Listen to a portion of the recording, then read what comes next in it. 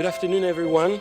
Chairman of the Board of Governors, Mr. Alexander Goren, President, Professor Rivka Karmi, Rector, Professor Tzvia Cohen, dear members of the Board of Governors, deans, colleagues, and students. I'm very, very pleased to welcome you to the Kreitman Annual Memorial Lecture and to introduce our very distinguished guest, Her Excellency, former Australian Prime Minister, the Honorable Gillard Gillard. My name is Professor Sharon Pardo, and I am the chairperson of the Department of Politics and Government. The Ben-Gurion community remains extremely grateful for the tremendous generosity and support of the late Hyman Kreitman, Hyman and Irene Kreitman. Throughout their lives, Irene and Hyman were dedicated to the success of the university, playing an instrumental role in both its building and development. Just a few examples of their many contributions to the BGU community include the Kreitman Plaza, the Kreitman Building, the Kreitman School of Advanced Graduate Studies, and the Kreitman Foundation Fellowships.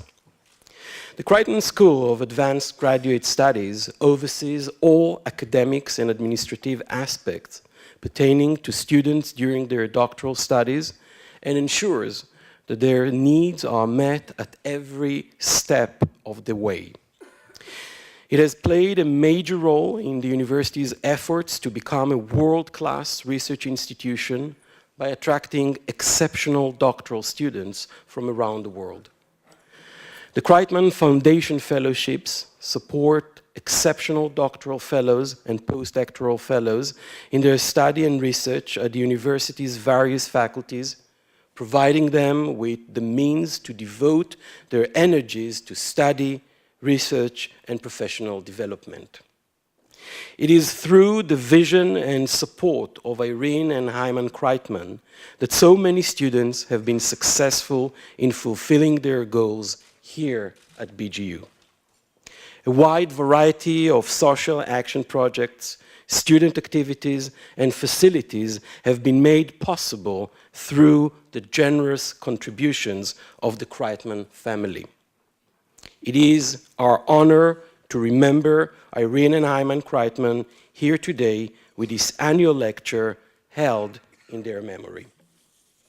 This year's Kreitman Annual Memorial Lecture is given by the former Australian Prime Minister, the Honorable Gillard Gillard, and it is titled Reflections on a Life of Purpose. The Honorable Gillard Gillard was the 27th Prime Minister of Australia from 2010 to 2013 as leader of the Australian Labor Party.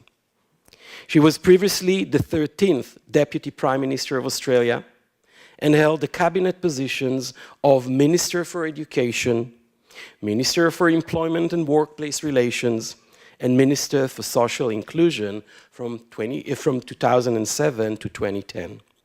She was the first, and to date the only woman in Australia to hold the positions of Deputy Prime Minister and Prime Minister.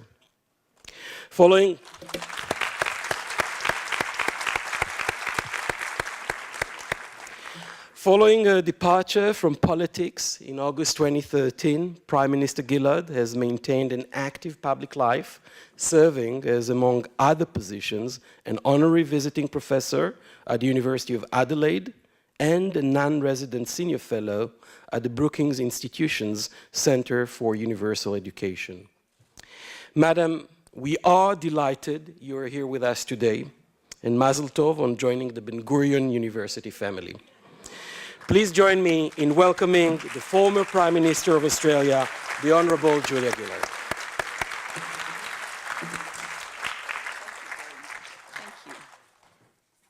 Thank you very much for such a lovely introduction. I acknowledge President Professor Rivka Karmi. We've just been talking about some time we spent in Australia. It's great to be with you again.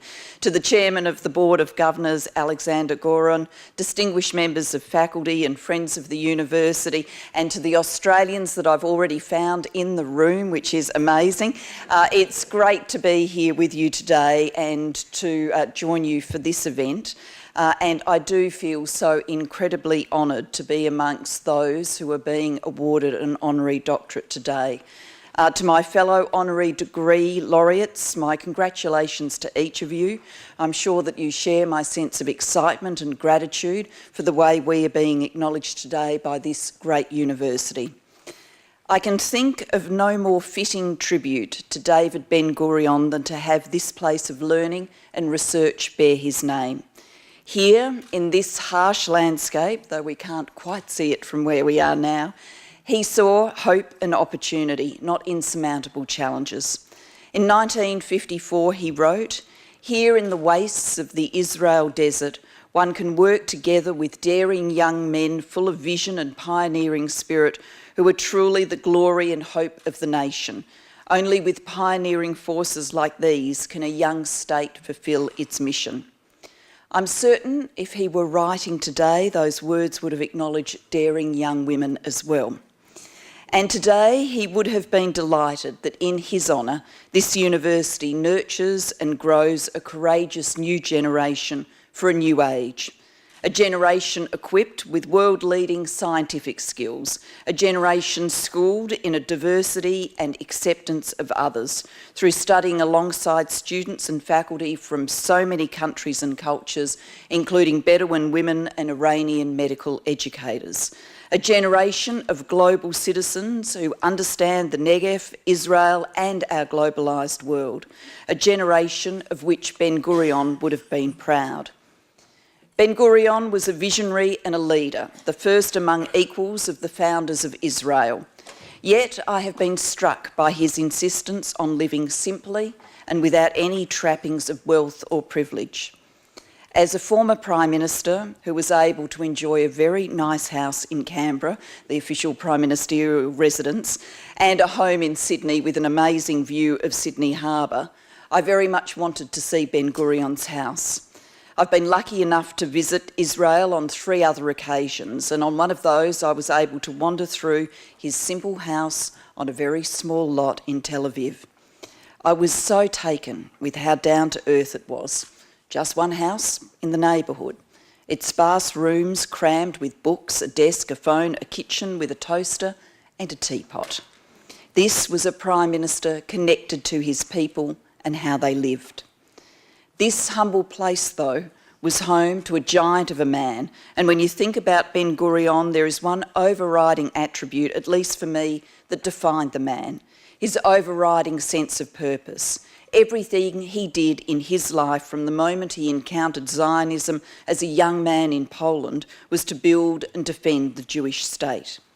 That sense of purpose was so direct and powerful.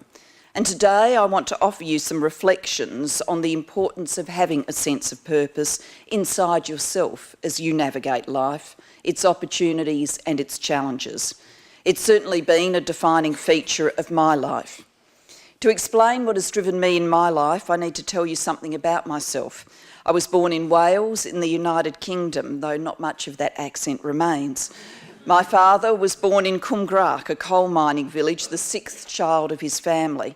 My mother was born in Barry, the port area near the capital of Wales, Cardiff. She was one of 4 children, 2 of whom did not survive childhood. My parents met in Barry when both were working for the police force. There began a love story to last a lifetime, a marriage that endured for more than 50 years. When my parents took my sister Alison and I to Australia, they brought with them practical Welsh values, a preparedness to work hard, the goal of ensuring that life for the next generation was one of greater opportunity, a belief in the power of education to transform life's chances. While Wales was fondly remembered and much celebrated in our family home, there were aspects of their childhoods that both my father and my mother wished had been different. My father, simply because of poverty, was not able to attend school beyond the age of 14. Despite having passed an examination at the age of 11 so well that he was offered a scholarship, his family just could not afford to have him in school. They needed him working. My mother was very unwell as a child, with interruptions to her schooling career that she was never able to make up. While both of them throughout their lives improved their own education through voracious reading and some formal courses of study, there was always a wistful sense of what if? What if we had completed school? What if we'd been able to go on to university? What would the other life not lived have been like? Consequently, burned into my sister and I from our earliest days was the sense that every day of education was a privilege to be cherished. At every turn, Alison and I were taught to think with ambition about our lives, to aim for university education, for a good career, to seek out and maximise the kind of opportunities for learning my parents had been denied. Given my schooling was undertaken in the 1960s and 1970s, this perspective about girls was not the ubiquitous outlook of the times. Many girls of my generation would have been taught in their family homes to think no further than being a wife and being a mother as the sum total of their future.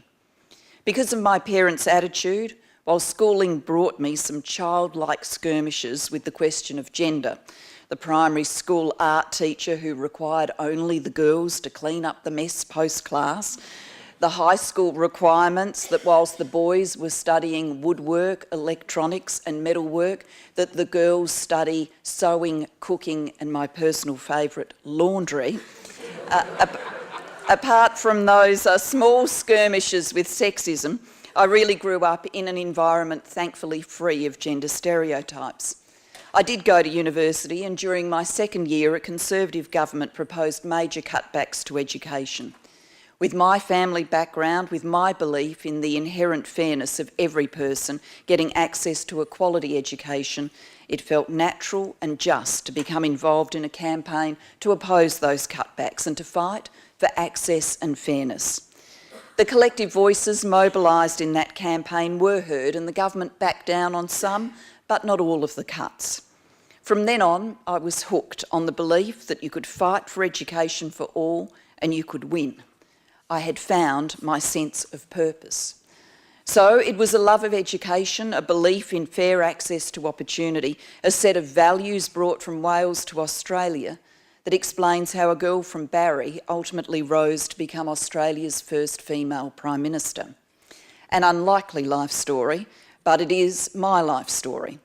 Indeed, having had the privilege of spending time with President Obama, I recall some banter between us where I joked with him that given I am an unmarried, childless female atheist, a pundit would have viewed my rise to the Prime Ministership as even more unlikely than his rise to the presidency.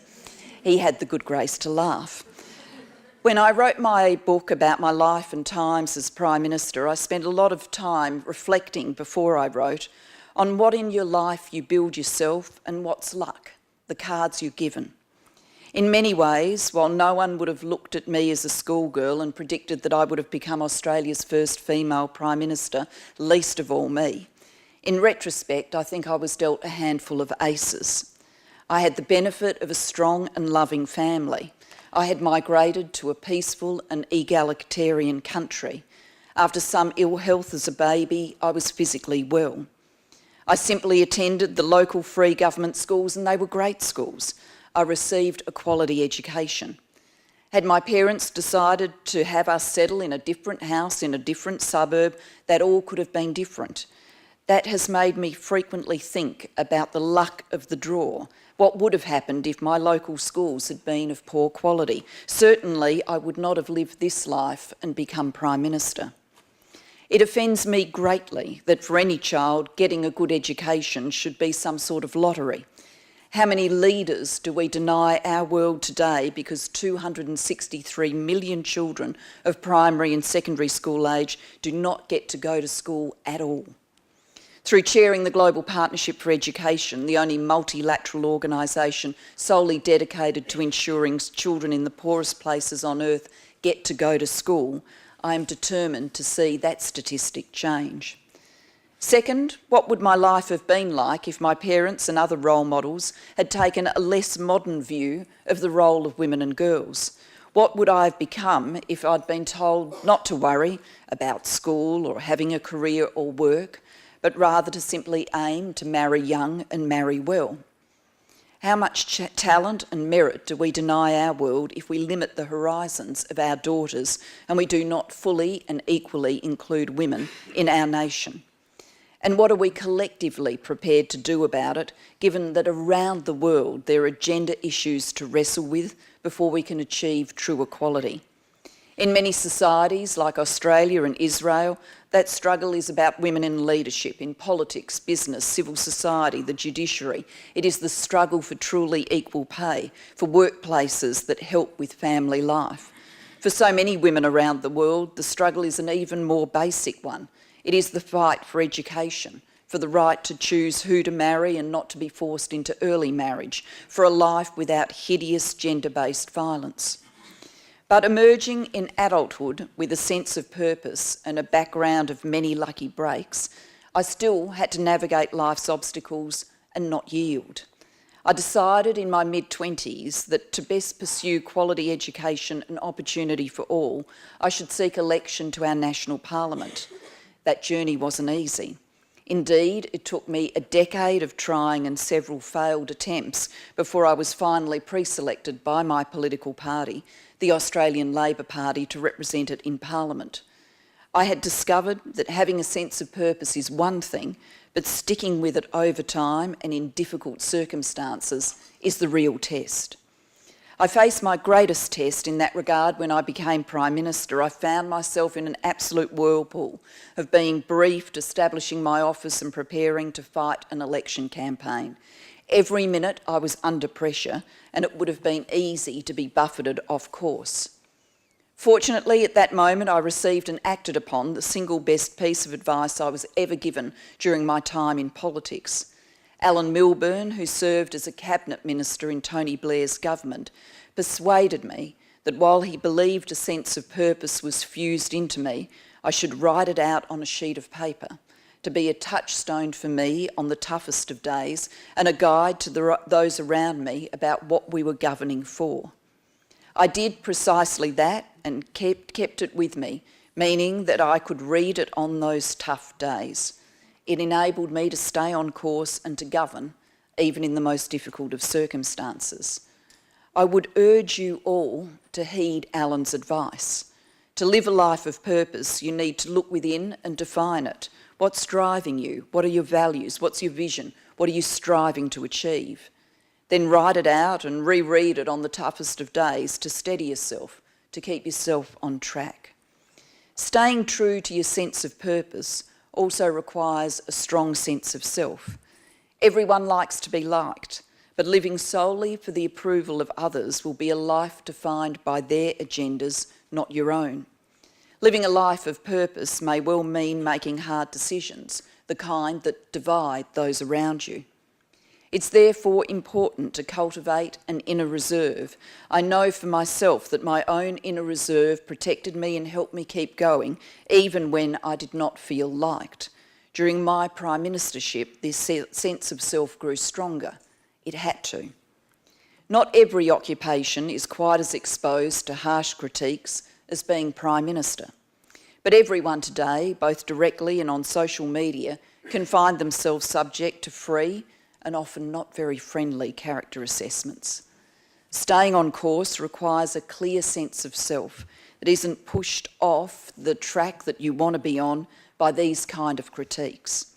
It also requires the judgment to identify fair and constructive criticism from ugly sniping. Here's one tip that's always worked for me. If it comes in on Twitter after midnight, you can bet that it's fuelled by alcohol, not acumen, and you shouldn't let it get in your head. Though, of course, it could be from the President of the United States, in which case you should read it. Living a life of purpose also means striving to find time for the important, not just the urgent. I suspect every day in human history has brought with it the struggle to manage the tension between getting the urgent done and finding time for the important, doing immediately what matters in this 15 minutes versus finding the time to do today what will matter most in 5, 10 or 20 years' time. While this dilemma has always been with us, never has the urgent been more privileged in commanding our attention over the important. Today's technology means the urgent beeps, pings and vibrates at us 24 hours a day, 7 days a week. In this crowded, contested world, having the discipline to carve out time to do the important has never been harder and it's never mattered more. I urge you to find that discipline. I tried to, frequently in my days as Prime Minister, retreating into what I described to my staff as the cone of silence. Yes, if there are any Maxwell Smart fans in the audience, it was pinched. But looking back on my days in office now, the time I carved out, thinking alone or with the best and brightest, was not enough. Aim big on that front. It will pay dividends. A sense of purpose, a sense of self, a focus on the important. Gratitude for the aces life has given you, a preparedness to fight for the rights of others to equality, education, opportunity. Here at Ben-Gurion University, I hope my words have struck some chords with you. I'm conscious that my life has been lived in a land of peace. My lifetime has not been filled with security concerns, with existential threats, with the hate speech endured by the people of Israel. I know that that makes a difference to life's outlook. But I would humbly submit that when challenges are at their greatest, a sense of purpose is what matters most. Let me conclude by saying one cannot be in this country at this time and not be cognisant of the anniversary that will be marked early next month, the 50th anniversary of the 6 Days War. It is not my purpose here to reflect on those events and their meaning. If I know Israelis, there will be plenty of that in the days ahead. But after half a century, we do have to grapple with the legacy of the 6 Days War and the choices that legacy presents to us today. My message today is the same I have delivered to Jewish audiences in Melbourne and Arab audiences in Abu Dhabi. I want to see Israel continue to pursue its destiny as it was conceived by Ben-Gurion and the other founders. I believe that to enable a meaningful peace process, leaders in Gaza, in Tehran, indeed around the world, must forever end the ugly and hateful speech that denounces Israel's right to exist. It is key to peace that Israel is acknowledged by all as a Jewish state and democracy. I also want to see the dawn of Palestine Independence Day. I want the Palestinian people to enjoy and pursue their destiny in full and to have a prosperous and successful country of their own, a nation they can call home at long last. Everyone talks about a two-state solution. I did consistently as Prime Minister, and that is my view today. There can be no other course. Nothing else will lead to lasting peace. Like so many other supporters of Israel around the world, I've watched with mounting concern some of the political discussion in Israel, which is inconsistent with achieving a two-state solution. I have become concerned that policies about settlements today will create long-lived problems for achieving that peace. I have talked to you today about a life of purpose. What applies for an individual also applies for a nation. Constancy in purpose matters. Constancy in pursuing a two-state solution is vital. The 50th anniversary of the 6 Days War forces us to think about the choices we all face and the consequences of actions that are undertaken. I continue to believe, I simply have to believe, that Israel will understand and affirmatively choose to make the right choices for peace, for security, for justice for Israelis and Palestinians, and for a better world for all. Madam President, it has been a very special honour that I will always treasure to have received an Honorary Doctorate from this great university and to have had the opportunity to deliver this lecture. I thank you very much.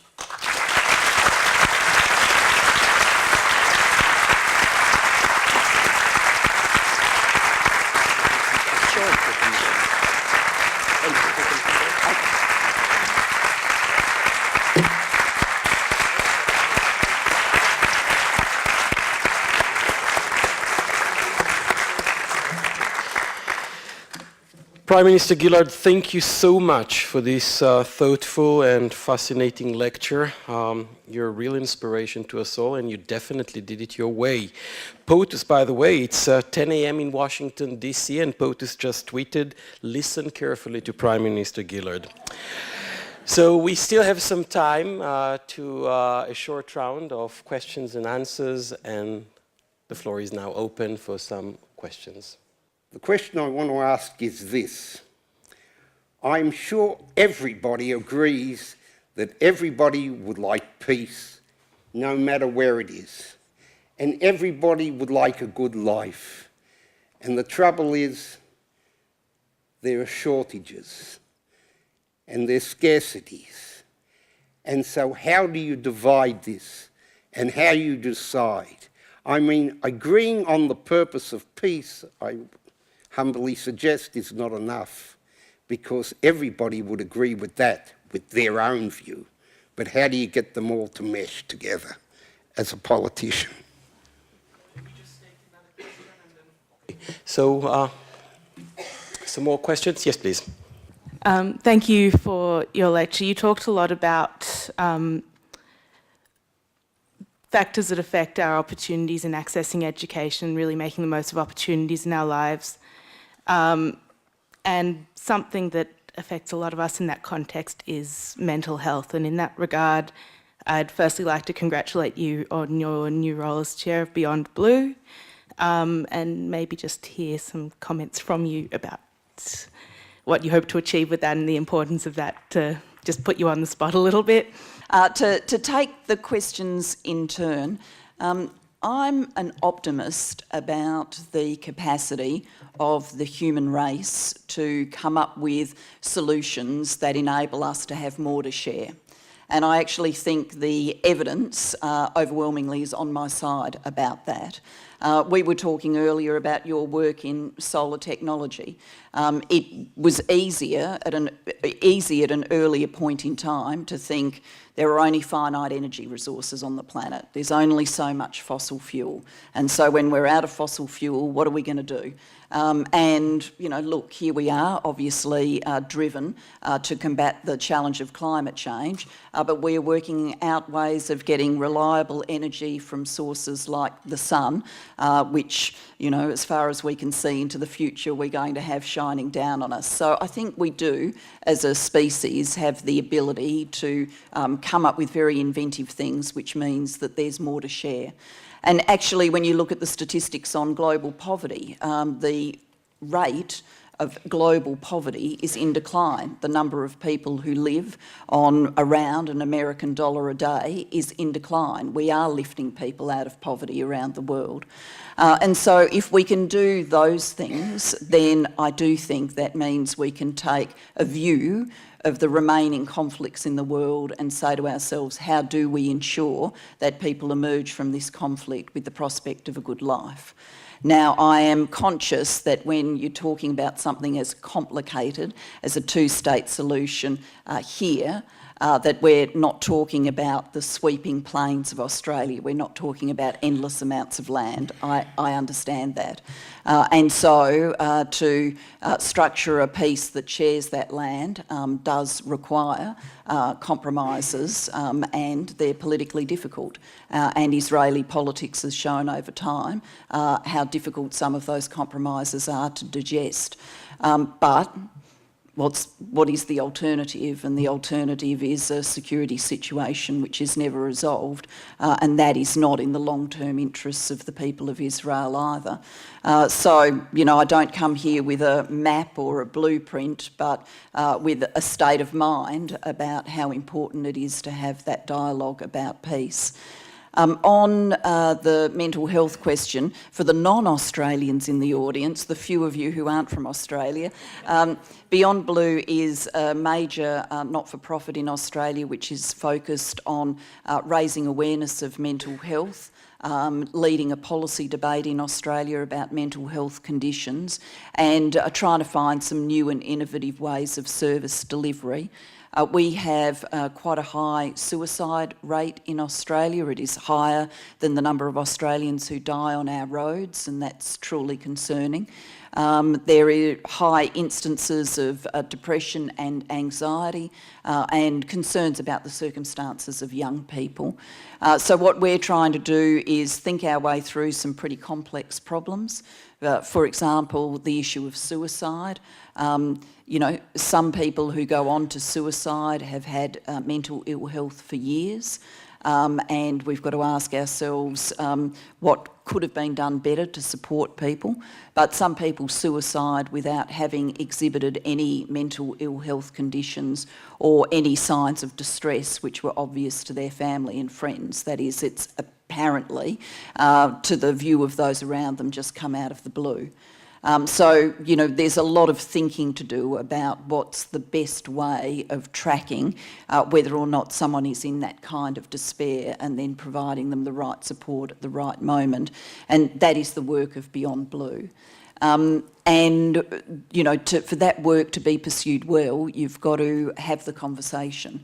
And one of the things that I would certainly identify across my time in public life in Australia is people are now far more prepared to talk about mental health, their own mental health problem in their family and friends. You know, when I was first a politician, you'd go to community meetings and people would raise all sorts of concerns about, you know, the government's doing this, the government's doing that, but no one would ever get up and say, I've had a mental health problem or someone in my family's had a mental health problem. It's now very common at community meetings for people to do that. And so that seems to me like it's got to be part of the solution, to have a healthy conversation and let people talk about it and find the ways to help and support. So I don't know whether there's anything comparable here in Israel. One of the things that we want to do at Beyond Blue is to make sure that some of the things we've designed, particularly in the online support space, are shared as broadly as possible. So I'm sure that'll bring us into dialogue here and in many other places around the world as well. I've actually never been to Australia, but admire the country. In many respects, it reminds me of Israel. Australia is probably one of the most recognized for being geographically isolated. Israel is, you know, quite politically isolated. But Australia, both in war and in peace, has often been the first to pull above its weight and answer the call. Similarly, Israel, excuse me, famously has responded to humanitarian disasters and tried to make friends as much as it can around the world. Can you reflect a little bit on, you know, we appreciate very much the political support that Israel has enjoyed from Australia through several administrations, but some of the sort of more grassroots cooperation taking place in innovation and technology. I know that there's an increasing amount of trade and academic cooperation, so it'd be great to get your perspective on that, especially given that you've been here so many times. Well, to the non-Australian, thank you for the question. I should do my Australian tourism bit now and say it's not that far. You know, if you just get on a plane to Hong Kong, it'll be a quick 12 hours. You won't even notice it. Spend a couple of hours on the ground in Hong Kong, plenty of good shops, and then it'll only be 8 hours and you'll be there. You know, a couple of movies, bit of work, a sleep. It's easy. So please come and visit. On the exchanges, look, there's a vibrant set of exchanges between Australia and Israel, and you know, I think that is a byproduct of the political and national friendship between the two countries. But I think it's also a byproduct that we're trying to solve a whole lot of issues in common. So we focus on water scarcity and using water efficiently. So does Israel. We focus on renewable energy. So much of the technology that is world leading is here. So a good exchange on that. The biotech, medical style research, there's innovations and exchanges across those. Obviously, we have some security exchanges too. There are some, you know, contact points between our defence forces and consequently defence industries. And then Australians very much admire the, you know, innovative entrepreneurial startup culture here in Israel, which we have. but don't have with the same intensity that we would like. We look here, we look at Silicon Valley, we look at the kind of ecosystem that enables people to start small, and if they've got something that's going to work and is scalable, rapidly become big. And we see some blockages in our own culture, perhaps a different assessment about risk and about failure that needs to be changed if people are going to have the sort of entrepreneurial ability to be in that sort of startup world. And so that leads to a very lively dialogue and exchange too. So plenty of reasons for the sharing back and forth beyond the political dialogue. I also think that there's a very strong person-to-person, people-to-people links. There's a very sizable Jewish community in Australia, and there's a drive there for people-to-people links, but I think the sense of fascination and friendship with Israel is far deeper in the Australian community than solely the Jewish community. Many Australians do want to come and travel here and study here and make their lives here, which is why they end up in lecture theatres like this one. And Carmi, please. I would like to make 2 comments and ask 1 question. The first comment is that although you haven't bring a whole bus full of Aussies, we're going to have many of them. Later in the year, we are celebrating 100 years for the Anzac victory here in Be'er Sheva, and we are all getting prepared for that. The ambassador probably is very much involved with it, so we are going... Live horses and things. Yeah, the live horses, it will be a great show. So, you might want to come once again. The other comment is about our relationship with Australia, which concentrate on Monash University. So for the past 5 years or so, we have a great collaboration with Monash on various issues. One of them is water. The one that's coming up is on precision medicine. And, so obviously it's Ben-Gurion, it's Monash, 2 great leaders, Jewish leaders. And I think this is one of our very important, significant collaborations that we have, academic ones. So those were the comments. Now the question goes like that. As I told you, I witnessed 2 of your campaigns while I was over there. And I cannot forget one of them. I was watching TV, and there was a whole debate talking about the way you're dressed. Remember that? They didn't say anything about all the others, but they were very much concentrated on how you were dressing. So my question is what can you comment about the status of women in leadership in Australia? Is it still a challenge? Is it something that you have accomplished, you think?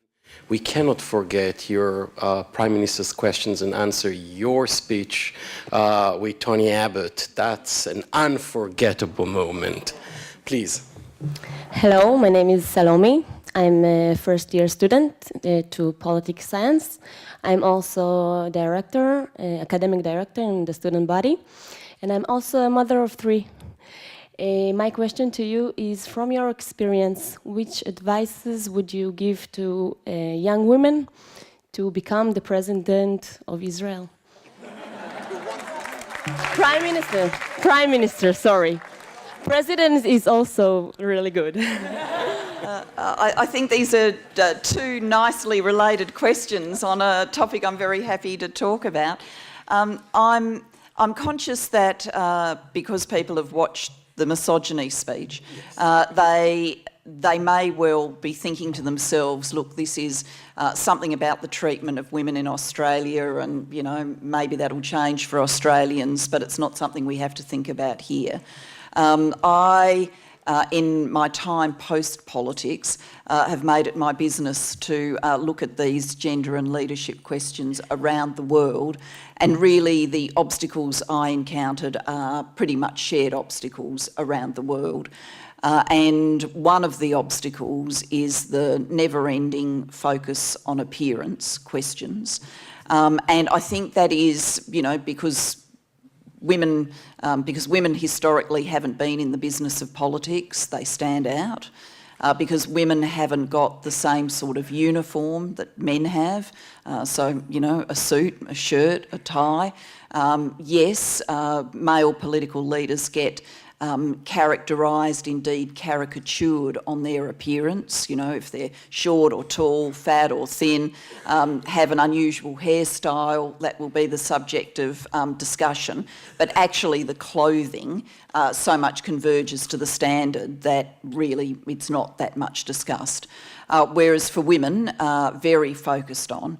And I think it's not just that, you know, navigating what is the right uniform for women hasn't happened. It actually links to a sort of stereotype that still whispers in the back of our brain that we expect men to kind of be, you know, leading and acting, whereas we expect to judge women on their appearance. And so people focus on appearance. I made the point in my book, and I've made it when I've spoken since, that on my first trip overseas as Prime Minister, I went to Afghanistan, where we had troops in the field, literally fighting and dying in the war in Afghanistan. I went then to NATO to speak to the NATO Secretary-General about the strategy for the war in Afghanistan. And literally the news report that first flashed up in Australia of me meeting the Secretary-General was, you know, Julia Gillard dressed in a white jacket and dark trousers. Today's meeting with, you know, Andres Rasmussen, the NATO Secretary-General. Of course, no one bothered to write he was wearing a suit, you know, so it's this crazy focus on appearance. But I think that that is global, this focus on appearance. If you look at some of the things that have happened to Prime Minister May, you know, a great deal of focus on what she's wearing. Then I also think that there's some subconscious stereotypes about women that still whisper to us, and this has been the subject of quite a lot of academic research now, where in general people will look at a male leader and their sort of stereotyping will whisper he is probably a likeable person. They will see a female leader and their stereotyping will whisper she probably isn't a likeable person. Leadership and likeability are not correlated for women. And I think that's because it is still women acting against the gender stereotype. So it's easy to conclude if you see a woman in a tough profession like politics, that that woman has given up on being empathetic and nurturing, that she's probably pretty hard-boiled, that she's difficult to get along with. These are stereotypes that sort of surround women. And so we've got to bust through all of that if we're going to have genuine equality in politics, and women who put themselves forward for leadership are judged on their capacities. If we look at the recent contest in the US, President Trump versus Hillary Clinton, there's lots of elements of that campaign, lots of elements of it. But we would make a mistake, I think, to dismiss gender as one of those elements. I think it was one of the elements in the campaign. So a lot of unpacking to do. What does that mean? My advice is for young women who are aspiring for politics. With all of that, my advice would still be, if you've got the passion for it and the sense of purpose, absolutely go for it. We shouldn't let the fact that there's still gendered treatment in politics dissuade young women from going into it. And I'm optimistic that it will be, you know, your generation that actually, you know, busts through in such large numbers that many of these stereotypes will end up melting away. So, you know, go for it, but be conscious that there will still be this gendered bit, and try and be as thoughtful as possible in defeating the gendered bit.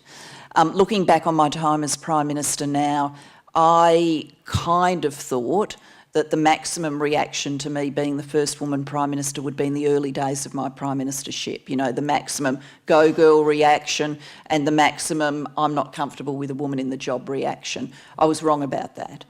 It actually built over time as I got into more and more controversial political days. The gendered insult became the go-to weapon.